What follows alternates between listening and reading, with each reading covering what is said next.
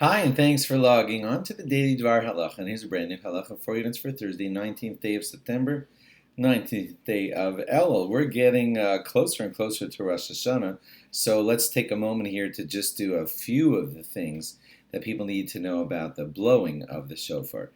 Um, there'll probably be someone overseeing the blowing of your shofar in your shul, so you're not going to have to be the expert on the shofar laws. The person who's the Baal Tokeya doing the blowing the shofar, he has to know the laws well. And the Makri, the one who's telling him each call, he's the one who says Tkiya, and then the shofar blower does the Tkiya. He's checking, that Makri is checking that the Baal Tokeya, the one who's blowing the shofar, is doing it well. So you don't have to be an expert on it, they do, but I think it would be just good for you to know some of the basics that are going on there anyway.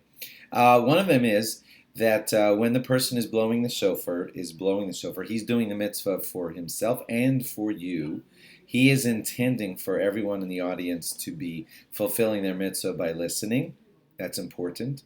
And it is important that you have the intention to have the mitzvah fulfilled for you by listening to the blowing of the shofar and by answering amen to his brachas. A lot of good shuls announce that right before the shofar blowing. When you hear that, think of what they're telling you to think, because that's how he kind of transfers the mitzvah to you. You don't just stand there and space out. You listen and you intend to fulfill the mitzvah by listening. You also stand. Standing means you don't sit down, of course, but it also means that you don't lean either. You should be fully in the standing position while listening to the blowing of the shofar. You are considered to have been not standing if you're leaning to the point where if they moved the table that you're leaning on, you would lose your balance. And that's called that you weren't really fully standing. So do stand and make sure that you're not leaning during the blowing of the shofar. When you listen to the shofar blasts, they're going to make a bracha at the beginning. You answer amen, and then you remain quiet to hear all of the shofar blasts, and you should remain quiet until after the shofar blasts, which is a very big thing that I just said to you, because that means you're quiet for a long time, from the beginning of the first shofar blast till when they finish blowing the shofar about an hour and a half later. You're quiet through all that time.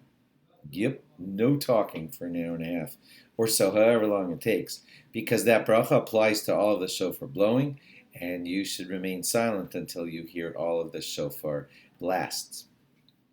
When he blows a tkiya, the tkiya should be as long as the stuff that's in between it. Like if the shvarim in between the two tkiyas is like 2 seconds, so each tkiya has to be 2 seconds. If the shvarim teruah is like as long as 4 seconds, then the tkiya before should be 4 seconds, and the tkiya after should be 4 seconds.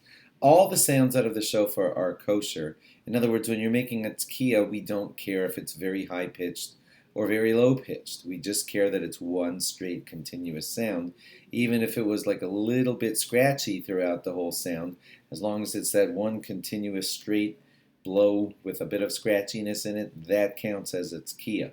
But if it's all broken up and it's trying to be a tkiya, but it sounded more like a shvarim, that's problematic.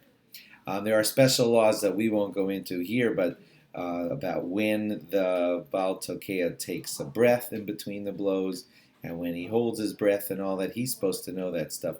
Don't just put someone up there who's good at blowing the trumpet or the shofar, and he can give you great, great sound out of that shofar. That's important too. But he must know what he's doing, and he has to have some good, proper intentions in his brain while he's blowing the shofar. So do make sure that it's a God-fearing person who knows what he's doing about all the laws of shofar blowing. Then you will have a better chance fulfilling the mitzvah by having him do the shofar blasts for you. Thanks for logging on. Log on again tomorrow for more. Bye-bye.